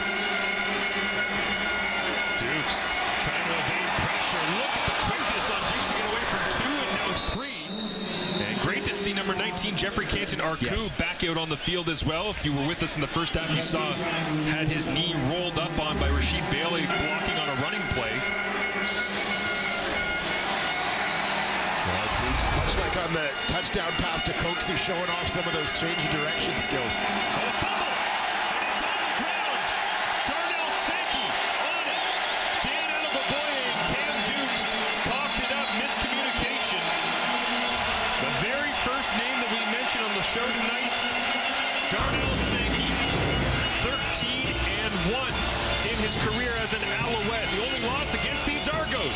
He's trying to prevent a second with a fumble recovery here early on. And Darnell Sankey sitting here during the break saying, yeah, it's a game now. It's time to go. And that fits with this. It was a great quote that he gave us earlier this week, Dwayne. Yeah, absolutely. This sums up Darnell Sankey. I'm just in love with the game. The process, the training, there is nothing else like it. Well, the game loves him back as he scrambles to go and make plays like this so very often. So those two middle linebackers, dueling backs, each on the board with one turnover. The smile on Sankey's face to be trailing and make a play defensively. This guy does love it as he hands it off. Does Caleb Evans to Walter Fletcher. Spun around and pulled down. Trying to get that Alouettes running game going once again as the offensive line for the Owls. Justin Lawrence back out there as well after getting dinged in the first half. So a pair of talented young Canadians with Jeffrey Canton-Arcu back on defense as well on the field. And the Alouettes, we talk about the depth, and I know experience on the offensive line has been a bit of a theme in the Canadian Football League this year, and obviously the benefit that goes along with that for offensive football teams. Lawrence identifying the front here for Caleb Evans, who has to step away from pressure. Parrish hot on his tail, and this time they will get to him. Looks like he might have scrambled forward just enough to not have it go down as a sack, but the motor on 97, you can tell right from the very first snap of 2024, Derek Parrish had a chance to be a pretty good player. Yeah, and as Derek Parrish kind of finds his way in the Canadian Football League, that's going to be big for a team that's missing last year's sack leader. Flora Rimolade had 10 sacks last season. He's on the 6-game injured list right now, affording Parrish an opportunity to play a little bit more, and I find he shows up a little bit more and more every week. In tandem there with Robbie Smith, the Wilfrid Laurier grad. Made the play as well, so Joseph Zima will kick this one away. The Alouettes, 8th in the CFL in punting average, is 44 yards per boot, and Janarian Grant's going for a run again. Can he take this one to the house? Runs through the waiting arms of Zima, who had to slow him down just enough to make sure number 3 wasn't going to end up once again into the end zone. Another monster return from an Argos group that have had few and far between of explosive plays on offense, but special teams given the juice. Well, Janarian Grant almost had another big return for a touchdown. His 8th career punt return touchdown last week against the Saskatchewan Roughriders, tied now for 4th all-time and quickly moving up the charts. I mean, this is why the Toronto Argonauts went out and got Janarian Grant. Good special teams unit. Just needed a dynamic returner to cap it off, and Janarian Grant has been getting it done these last couple weeks. Touchdowns in back-to-back weeks and having a huge impact on tonight's ball game in particular. I'm always interested when you see players like Janarian Grant that just consistently, every time they touch the football in the return game, are a threat to score. What makes them so special? Because they just make fast people not look fast. Yes. They're just faster than all of the other fast people that are here on a CFL field. The acceleration to pull away from people, mentioned at halftime by our panel. As Katie Davis, they originally called for the card, and then he made his way to his feet and jogged off. So he was injured on that Janarian Grant return. And now Grant will watch on after the stellar field position he has gifted his quarterback, Cam Dukes, with the ball resting at the 46-yard line of the Alouettes, starting in the opposition's end. Never a bad idea in the CFL. Usually leads to success. Will it here? They go back to the ground game.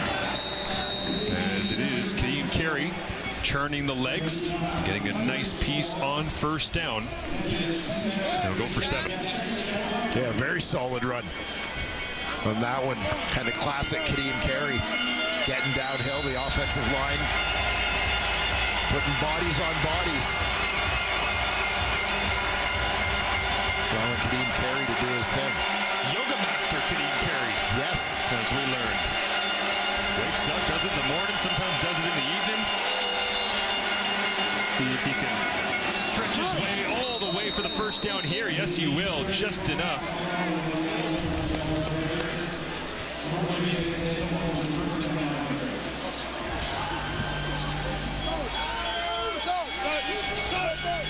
Take a look here at Kadeem Carey. Doing what Kadeem Carey does. Nice cut there to find the gap, find the first down. In those sticks for the Toronto Argonauts. First down, Cam Dukes. Looking to the secondary and sails this one high over the top of Rasheed Bailey. And that was just a miss.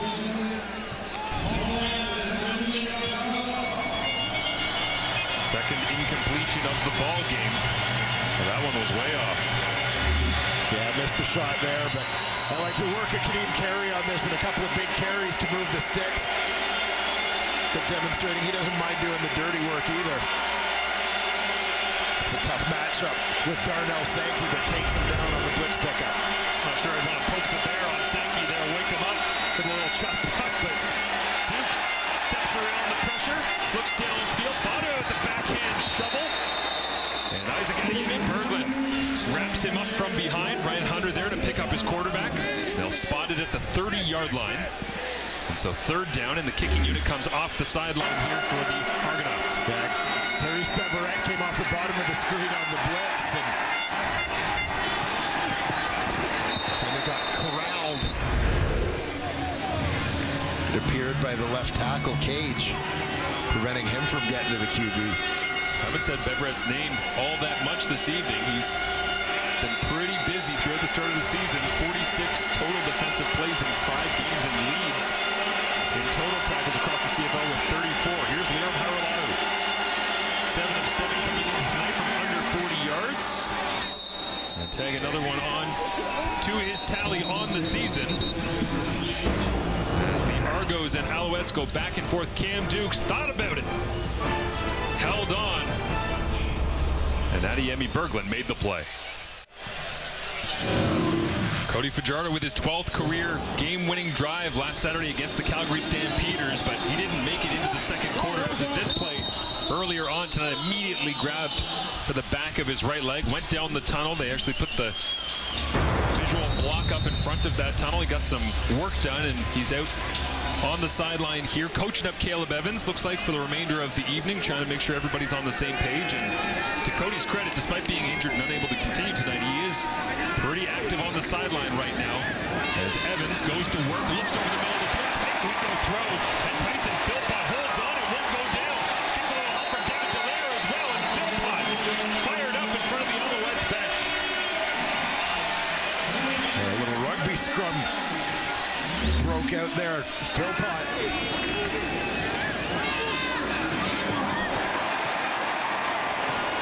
Turns it upfield.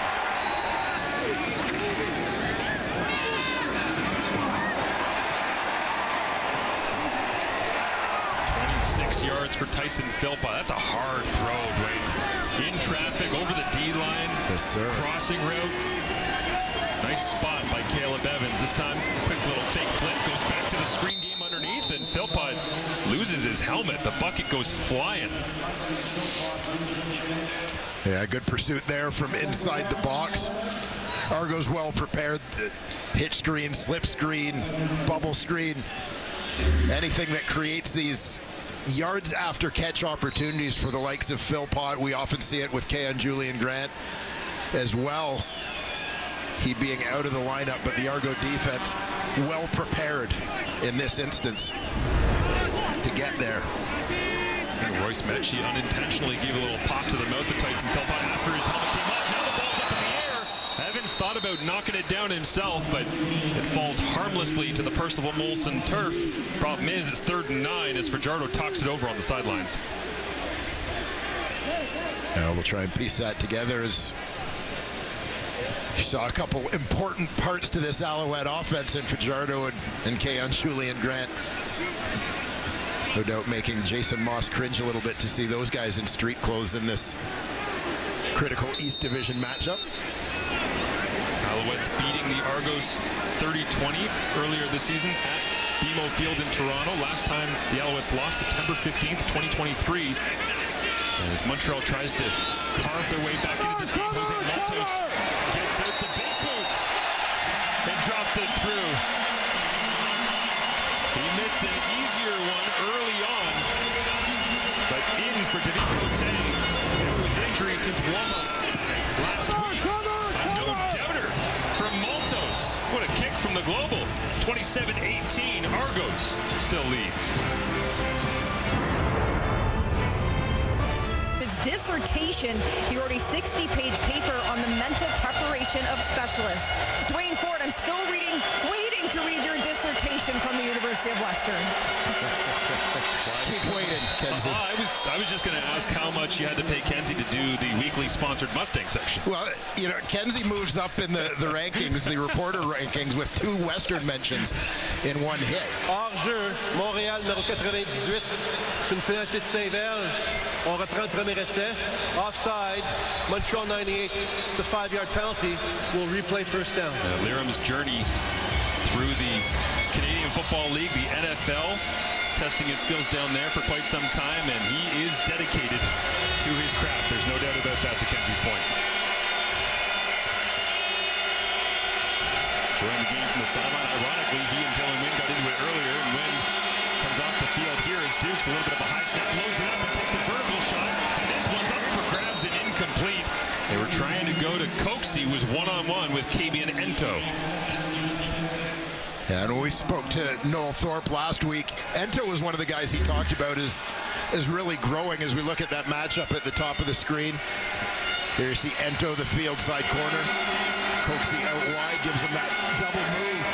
And just talked about how well and how much improved Kabian Ento is in coverage. And you think this guy was pretty good in his rookie CFL season last year, but has grown even more as he's become accustomed to the motion, the dimensions of the field, and so on.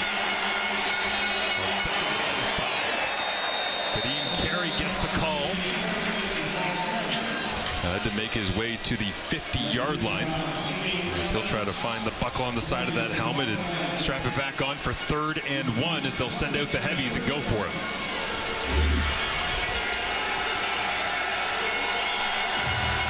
Yeah, kind of a no-brainer in this part of the field. We got an opportunity to keep the ball, keep the Montreal defense on the field. Again, you know that group is a little bit banged up. Want to try and wear him down every chance you get. Dukes goes left. Looks like he's got the 50-yard line. As he's picked up by Ryan Hunter there. Interesting journey for Ryan Hunter as he helps push Dukes across there. A goalie in the early days. Yeah, former hockey goalie. You know, and I mean, we knew the trend was towards bigger goalies, but I don't think 300 pounds is quite what the NHL has in mind. Why not? Yeah. Stack the pads at 300. Who says no? Yeah, a young man from North Bay who moved on his own to Buffalo, New York to play high school football in the American system. That translated into a scholarship to Bowling Green University in the MAC Conference. Great player, great to have him here in the CFL. Is big contact in between the tackles on that play. Kadeem Carey pounded it alongside Ryan Hunter. But yeah, being with the Chiefs and also kind of picking the brain of Mitch Morse, used to be a center with the Chiefs, moved on to play in Buffalo as well, and trying to up his game, being around a lot of guys from the National Football League and bring those skills here to the CFL. Yeah, a lot of very successful veterans. I have to say, we had a bit of a stepbrothers moment. Did we just become best friends? Talking to Ryan as he brought up throwing a brisket on his smoker at home. Yeah, you weren't impressed by the chicken cutlet, but he got the smoker conversation going. That's when the magic happened. A big sack. Mustafa Johnson, and the battle continues. As the Moose makes the play. And Noel Thorpe loves to see his defense get after the quarterback, especially on second and long. Johnson wins the battle here. Yeah, second man from the bottom of the screen, just inside Darnell Sankey on this one. Mustafa Johnson has really established himself in this, his third CFL season, as one of the most dominant interior defensive linemen in the league. Cameron Dukes talked about the disruptors on that Alouette defense. Number 94 certainly among them. John Haggerty will kick it away. James Butcher Jr. has been close a couple of times here tonight, but a beautifully placed punt will fall inside the 50. A flag is out as well, and that might help the Alouettes' cause because that kick in coverage was elite from the Toronto Argonauts. That's the end of the third quarter. We will update the flag for you when we return to begin the fourth. The Montreal Alouettes, 10 straight wins in the regular season, 13 including the playoff, their longest stretch ever. But the Argos trying to end the party here and even out the season series. We'll find out who takes it in Q4. After 3 quarters of play, the only one that really matters right now to the Montreal Alouettes after all the success they've had, 5-0 to start this season, and they're trailing. This is pretty uncommon territory for a Montreal club that's found a way regardless of the situation. If Montreal is going to get back in this thing, Wayne, how are they going to do it? Yeah, and the biggest thing is going to be exactly as they would do it with Cody Fajardo in the lineup, quite frankly. I mean, look for Caleb Evans to put the ball in the hands of people like Tyson Philpott. Cole Speaker had that terrific first half. I think they've got to get it back to him. Charleston Rambo got going for a little while as well. So let the playmakers make some plays for him. Walter Fletcher's been a forgotten guy in this ball game too. And Ryan Dinwiddie wandering down to go see Nick Arbuckle and have a discussion with him. So perhaps we'll see Arbuckle coming in as there was a legal block against Montreal at the end of the third quarter on the punt return. And they begin with an incompletion as well. So now 2nd and 10, backed up in your own end and trying to get back into this ball game, trailing by 9. Yeah, and this is a huge second down for the Montreal Alouettes as you think about if Toronto's able to force a quick 2-and-out here, and particularly if it's a 2-and-out with no gain on this second down. Think about what the field position looks like in what is already a 2-score football game. Royce Mechie paroling the back end. As now Caleb Evans on a quarterback draw from his own 10-yard line, steps up and is tackled right there. So 3rd down, 2-and-out for the Toronto Argonauts defense, and they will get the football back, and we will see whether or not Nick Arbuckle is indeed going to come out and play quarterback in the 4th quarter to close this thing down. Yeah, that certainly looked like a little more than a friendly hello from head coach to backup QB that we saw moments ago. But interesting that Argos up 9 if they are contemplating a change. Admittedly, a couple of touchdowns coming from specials and defense. But Joseph Zima will kick this from his own end zone. Janarian Grant's going to start from the 55-yard line, sets it up, and heads down the sideline. Josh Renantwi, great job keeping him outside.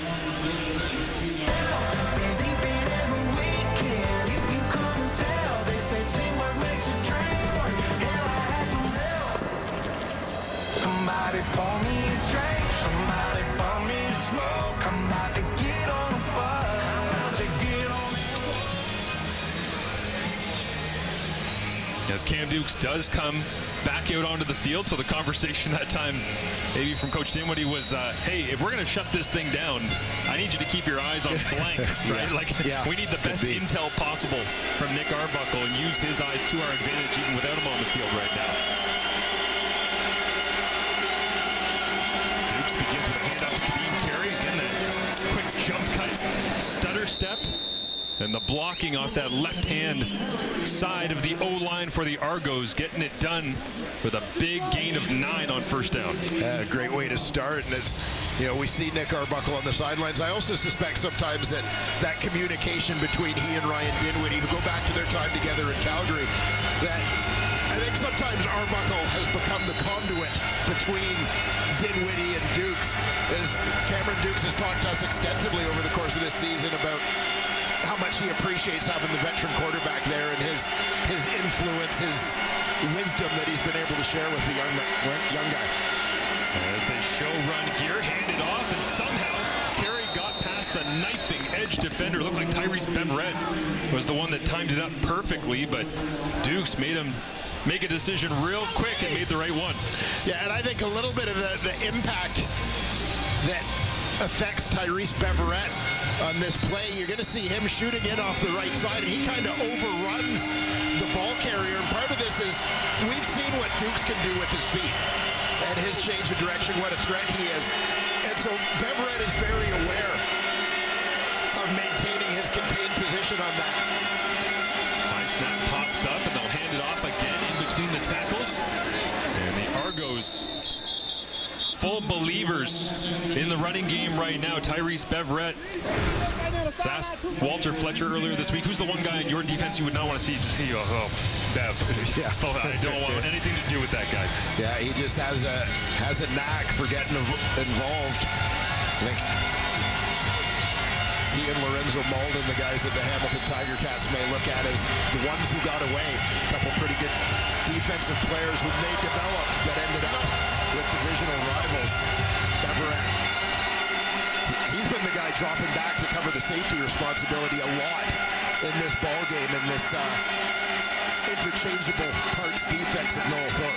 Dukes looks into coverage, completes it, and breaking across the field, Tavares Daniels with the ball in his hands, and it'll be another first down for the Toronto Argonauts. But you're right, Dwayne, Marc-Antoine Dequoy being out tonight, we've been tracking who's been playing in the quote-unquote free safety spot, because you can slap a name on the roster, but it doesn't necessarily mean where they're going to be playing. And it looks like Bryce Cosby is leading the way right now.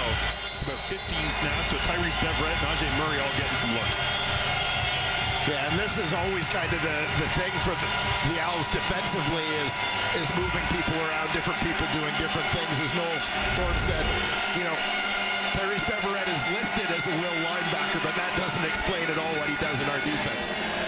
Keeping the running backs fresh, Deontay McMahon gets a touch here as we roll towards 10 minutes remaining in this fourth quarter, opening up week number 6, and Montreal with their backs against their own goal line here, deep down inside the score zone.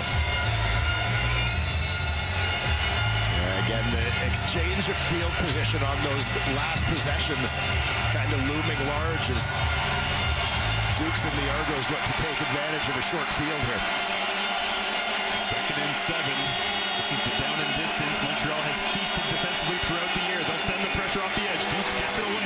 Completed. McMahon cuts back to the 10-yard line. And is wrapped up there by Jeffrey Canton-Arcou. And what will the Argonauts do here is wandering off the sideline for a second was the field goal unit. We saw Tyrese Beverette taking that free run into the backfield off the other side moments ago. Here he brings it from the defensive left. Dukes releasing the ball out to the right for a short pickup. Ryan Dinwiddie on the call sheet. Cam Dukes communicates to the other 11. As Isaac Adeyemi-Berglund eyes down a sack. If he can go and get the quarterback in this snap, they'll never come up. Did they just go hard count and catch that edge pressure that Tyrese Beverette has been lining up snap after snap? Yeah, I mean, this is great heads up, right? A response to what you see. You recognize that one of the most... Montréal, numéro 26. C'est une pénalité de 5 verges. Ça donne le premier essai à Toronto. Offside, Montreal 26. It's a 5-yard penalty. Makes it a first down for Toronto. Recognize that one of the most disruptive of the disruptors, left side offensive left there is Beverette, is timing up your snap counts, right? He's reading your snap counts. He's trying to use that to his advantage, so you use that against him by changing up the count. Great job by the Argos. And you can tell what Cam Dukes was doing in the huddle when we had that shot of him saying, I'm not snapping it. Nobody moved. This time they'll look to hand it off. Deontay McMahon driving to the end zone. Touchdown Argos as they extend their lead and look to end the Owls' hot start to 2024. Well, you think of Deontay McMahon as a scat back type, but he shows some power and balance on this one. Running through a tackle on his way into the end zone. Fighting off contact to add to the Argos' lead. The Montreal Alouettes this season allowing 19.8 points per game, best in the Canadian Football League. 8 touchdowns they've allowed all year defensively. As this kick is good. Well, now they've given up 34 points in the offense without Cody Fajardo, trying to find answers, but having trouble keeping pace with the Argos ground attack. This time it's Deontay McMahon into the end zone. Cam Dukes loves it. Touchdown drive for the Toronto Argonauts. It was a quick one as well. 8 plays, 44 yards, 458, and so much of it done on the ground, but a couple of nice snags as Cam Dukes getting into a pretty solid rhythm here in the second half. Yeah, and taking advantage again of good field position, short field. They can kind of play their game, and a big part of their game was relying on that three-headed monster in the backfield. Kadeem Carey, of course, carrying the load, but you saw the talents of Deontay McMahon on that one. We've seen a little bit of Daniel Adeboboye as well in this ball game, but the run game was big in that most recent Toronto possession. James Letcher Jr. returns this with Sean Thomas Erlington out in front of him. Letcher gets to the second level and had a chance to turn the corner if it were not for the talented coverage of Jack Cassar out of Carleton. Alouettes football, Pacific on TSN. Hard to believe it's already ladies final coming up tomorrow. Men's semis, men's final Sunday. How did we get there? Euro's almost done. I remember America? you're a What's big going tennis on? guy, eh? Former high school tennis star. Allegedly. Caleb Evans looks down the sideline, intercepted, picked off. The Argonauts go the other direction. It's Benji Franklin as a flag comes down, and Franklin gets wrapped up. Oh, the always painful interception coming out of the timeout as Evans just missed the mark, and Franklin took advantage. And this is a case with the Argos having extended that lead of Caleb Evans having to step outside his comfort zone, trying to force something, trying to make the big play.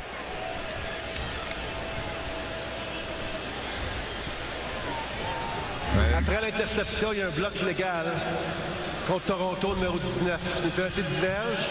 Ça va être le premier essai pour Toronto. After the interception, there's an illegal block. Toronto, number 19. It's a 10-yard penalty. It's going to be first down for Toronto.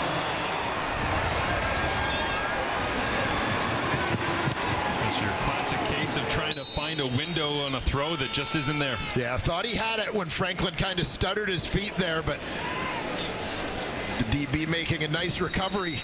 So in that instance, the receiver had to slow down as he was in a window when help came over the top for Franklin. He's able to tighten down that window as the receiver slows down in response to the high defender. The Argos offense now an incomplete pass as it was a shovel forward trying to get it into the hands of Janarian Grant. Didn't try to hand it off, so it falls to the turf incomplete, but crossing the wires there, and it'll be 2nd and 10. Yeah, the Argos looking to keep what you think is going to be a high percentage play with the shovel. Grant coming from the top of your screen across the formation. Little misdirection, but the timing is a bit off there in the backfield as you saw.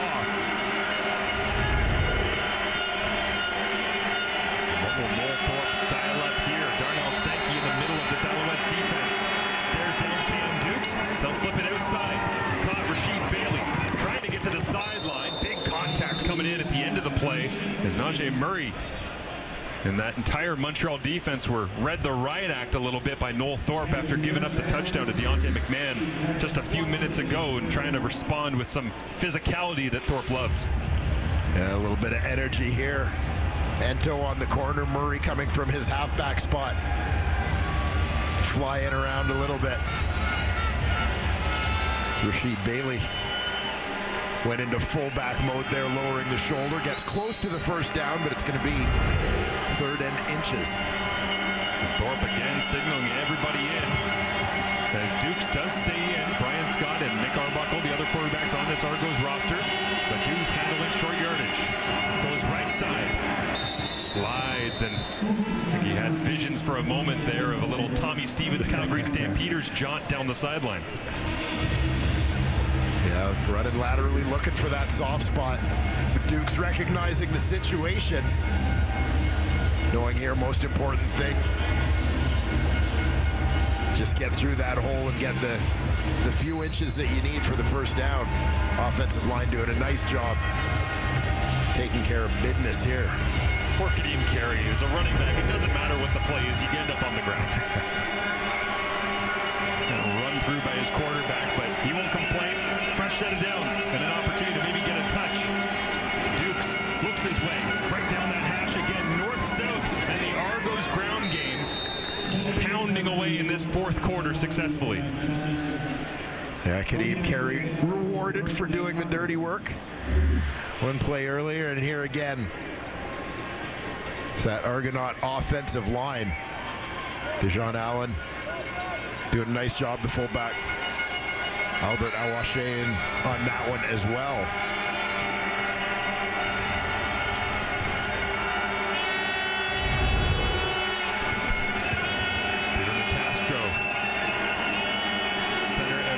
Of Calgary gets over the football here as they'll go back to the ground game, and Carey gets everything he can once again, puts the head down and rolls his way towards the 35-yard line. As now Carey signals to the sideline, and off the Argos bench comes Deonta McMahon, the touchdown scorer on the last Argos drive. And a few weeks back, Milt Stiegel talked about Rasheed Bailey as one of the most complete receivers in the CFL, and this is a big part of what Milt was saying, is the willingness to block, where sometimes teams will have to bring in a fullback or bring in an extra offensive lineman to take care of some of those blocking responsibilities. Rasheed Bailey looks after that for the Argos. Late stop, they actually used Dan Adebaboye here on second and short. A little bit more stoutly built Adebaboye puts his shoulders down and gets another fresh set of downs for the Argonauts here as we roll inside 4 minutes remaining. And the Alouettes and their winning streak looking ever more in danger.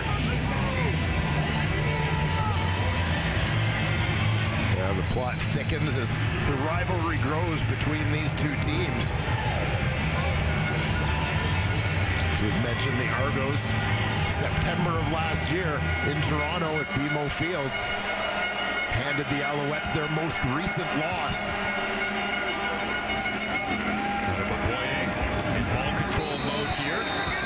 Grabs a couple more yards, but this really does set up a tremendous East Division for the remainder of the season, specifically between these two teams, as they each get wins in each other's house if it finishes this way.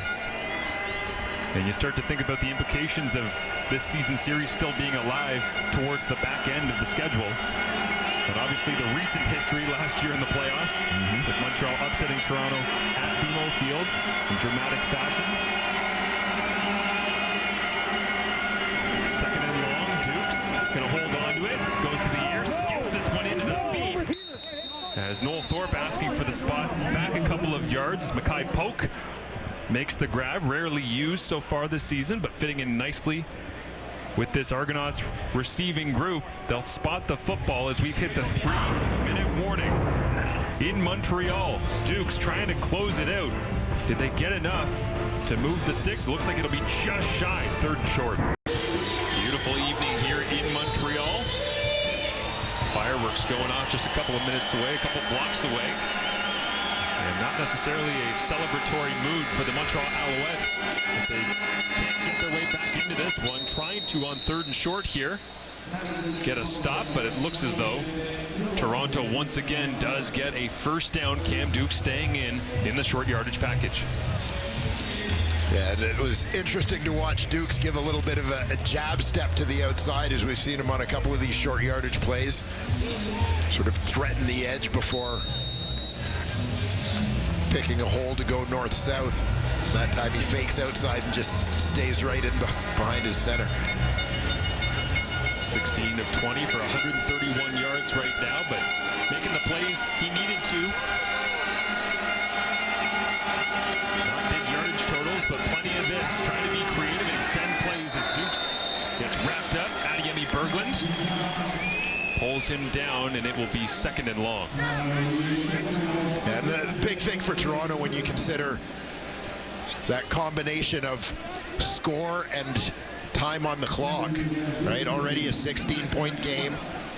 We're approaching the 2-minute mark in this football game. Another score, even if just a field goal, puts you in pretty good stead. That it's just about protecting the football, not doing anything too high risk at this point in the game. Dante McMahon back into the ball game alongside Cam Dukes. They'll pump and quarterback draw right up the middle. Dukes with some breathing room and slides down. And I thought that they were going to go super conservative there, just burn some clock and kick a field goal and grind this one out. And nope, different ideas from Ryan Dinwiddie. Yeah, well, I like the play call because I think the conservative aspect of this one, Marsh, is we're not going to risk a bobbled exchange. Yep. We're not going to risk an interception. You know, Cam, if you can get a first down, great. If they stuff you at the line of scrimmage, that's fine too. We're within Liram Hajrullahu range. But limit the risk. Man here, he'll get wrapped up, and not surprising to see Isaac Adeyemi Berglund battling all the way until the clock reaches 0-0-0 in this one. For one of the better additions in free agency for the Alouettes this offseason, he's trying to do everything he can to get the football back for his offense. Yeah, you think back to that 2020 draft, Isaac Adeyemi Berglund. Calgary had the first pick in the draft. Yeah. This was the guy that they wanted and loved, but knew that they could move down and get him. So they were able to flip that first overall pick to BC, who took Jordan Williams. They moved down and get their guy in Adeyemi Berglund, who I think has lived up to that first-round billing. Again, Adeyemi Berglund trying to trace down Dante McMahon, but it'll be Tyrese Beverett and Darnell Sankey as usual. Inside of a minute remaining, 34-18. And asked Tyrese Beverett a couple weeks ago about what was the last time that he had a stretch like this, as they'll send out the field goal unit where he hadn't lost in so long. He said, basically Pop Warner. Yeah. Do you remember what it feels like to lose? And he basically said, well, when you're on a winning team, you have a winning culture, and you win a Grey Cup, and you start the season hot, and you don't really forget, but you just lean into it, and that's what they've done. So this one, it was never going to be a perfect season. I think we all understand that, but stings a little bit when it's the Argos. You had a chance to win the season series. Yeah. Sets up big matchup later in the year.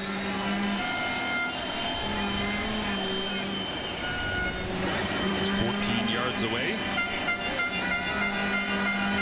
Hajrullahu gets out the pitching wedge. It splits the uprights as the Argonauts extend their advantage. Look like they're going to end Montreal's hot start. Full circle league when it comes to the history and so much of the background.